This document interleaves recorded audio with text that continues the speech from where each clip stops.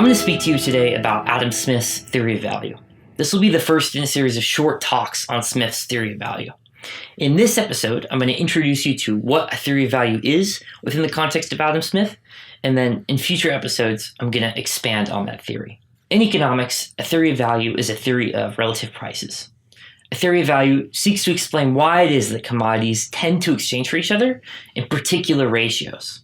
Adam Smith's theory of value, in particular, seeks to explain why it is that commodities tend to exchange for each other in particular ratios over the long run. Here's what I mean by that. If you go to your local grocery store, you're likely to find that the relative prices of apples to oranges, the exchange ratio of apples to oranges, will be roughly 1-to-1, such that one apple tends to exchange for roughly one orange. That ratio may vary somewhat from week to week, such that you find, say, on one week that one apple is worth 2 oranges, and on the next week you might find that 2 apples is worth 1 orange. But you wouldn't expect that exchange ratio to vary wildly. For example, it would be very strange if you found that the exchange ratio of apples to oranges suddenly became the same as the exchange ratio of, say, apples to televisions, such that it took 100 or 500 apples to purchase 1 orange. That exchange ratio is more typical of the ratio of, say, apples to televisions. The point I'm getting at here is that there's a typical exchange ratio that all commodities tend to have with all other commodities. And those exchange ratios tend to be stable over time. Although they can vary somewhat, they don't vary wildly. And there still is a typical exchange ratio that any given commodity has with all others. Theories of value have to explain why it is that commodities tend to exchange with others in those particular typical ratios. Adam Smith's Wealth of Nations, first published in 1776, is widely considered to be the foundation of all economics done since. It's also the founding document of the classical school of economics. Smith's theory of value is addressed in chapters 5 through 7 of the Wealth of Nations. That is the first book of the Wealth of Nations, of which there are 5. There, Smith provides a taxonomy of different kinds of value, different kinds of price, and the relationship between them. This taxonomy has served as a springboard for the rest of the classical tradition. Smith specifies 2 kinds of value: value in use and value in exchange. Here, Smith is delineating between the 2 senses in which we use the term value. On the one hand, there's the sense in which we use it in day-to-day language, colloquially. So if I say to you that I value something, then what I mean by that is not that it exchanges for some other thing I have in a high ratio. What I mean is it's important to me. It brings me some utility, we'll say. Value in use is that sense of the term value. Value in use is a commodity's utility. It's the sense in which we use the term value in common parlance. Smith defines value in exchange as a commodity's purchasing power in other goods over time. That is, its long period exchange ratio with regard to other commodities.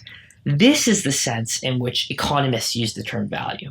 When an economist says that a term is valuable, they don't mean that it's important to them or that it brings them some utility. What they mean is that commodity exchanges for some other commodity in a high ratio. When value is used in the singular by an economist, they're not referring to value in use. They're referring to value in exchange. So here we've separated between these 2 kinds of value. Value in use, which is sort of the common parlance, colloquial use of the term value, and value in exchange, which is value in the sense that it's used by economists, the sense that means if something's valuable, then it fetches a lot of other commodities. Note that Smith defines a commodity's value in exchange not in terms of its exchange ratio with any other particular commodity, but in terms of its exchange ratio with all other commodities. So in this sense, it can be considered a vector. What I mean by this is, say that an apple has an exchange ratio with all the things that you can exchange apples with. So you can exchange an apple with an orange in a ratio of, say, roughly 1-to-1. You can exchange an apple with a television, a ratio of, say, 100-to-1. And you can also exchange an apple with a car in a ratio of, say, 10,000-to-1 or something of that sort. All of these exchange ratios together are included in the concept of value. So when you're speaking of a commodity's value, you're not just speaking of its exchange ratio with one other commodity, but its exchange ratio with all other commodities. Smith would use the term price to describe the amount one commodity exchanges for a single other one, particularly, as we will see, with regard to money. To further explain the relationship between value and price, Smith distinguishes between two kinds of prices: market price and natural price. A commodity's market price is the price that a commodity tends to be sold for at any given moment in time. It is, to quote Smith, the actual price at which a commodity is commonly sold. This is not to be confused with a singular price of a singular transaction. The same commodity is often sold by different sellers at slightly different prices. The market price of that commodity is the socially average price at which it's sold at a particular moment. It's a fundamentally static measure, such that if I went out today, just at this moment, not at any other moment, and averaged all the prices at which a commodity is sold today, that would be its market price. This isn't accounting for its price yesterday or tomorrow, just today. A commodity's natural price, on the other hand, is the center of gravity towards which all market prices are equilibrating across time. So, unlike market price, natural price is not static. It's not a price just with reference to today. It's the price around which the sequence of market prices are distributed over time. But more importantly, it's a price which reflects value, the relative price towards which the market price is pulled over multiple periods. The analogy that Smith gives to explain the relationship of market price to natural price is a physics analogy.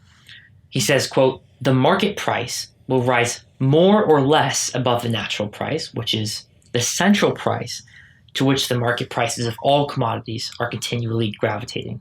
What Smith is saying here is that although any commodity's market price will be liable to great fluctuations around its natural price, the latter remains a magnet towards which the former is always being pulled.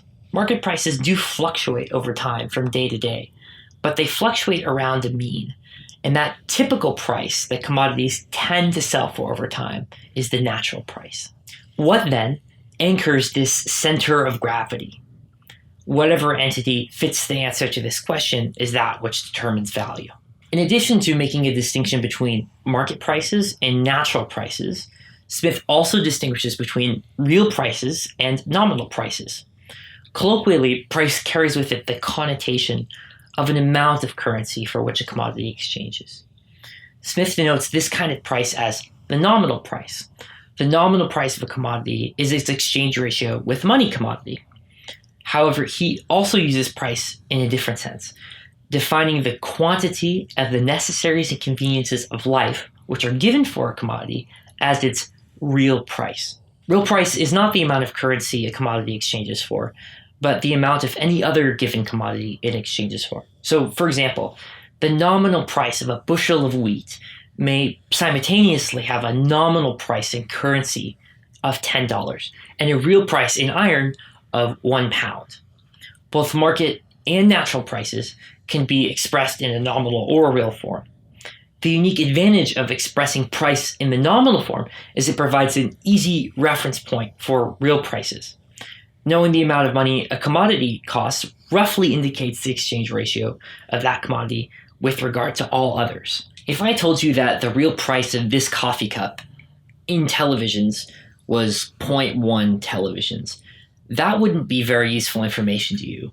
It wouldn't tell you, at least without you thinking very hard about it, or at least for a moment about it, how much this commodity, this particular coffee cup, is worth in lots of other commodities.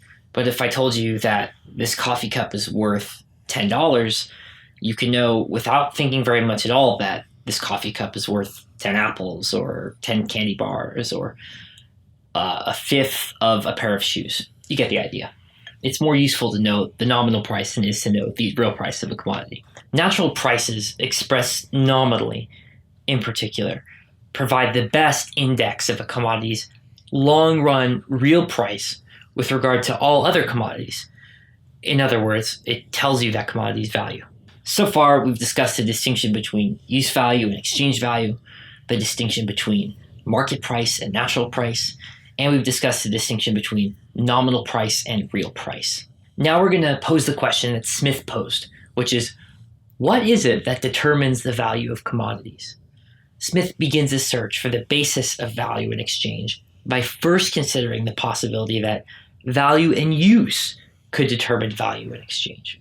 He dispenses with this idea pretty quickly, given that, quote, the things which have the greatest value in use frequently have little or no value in exchange.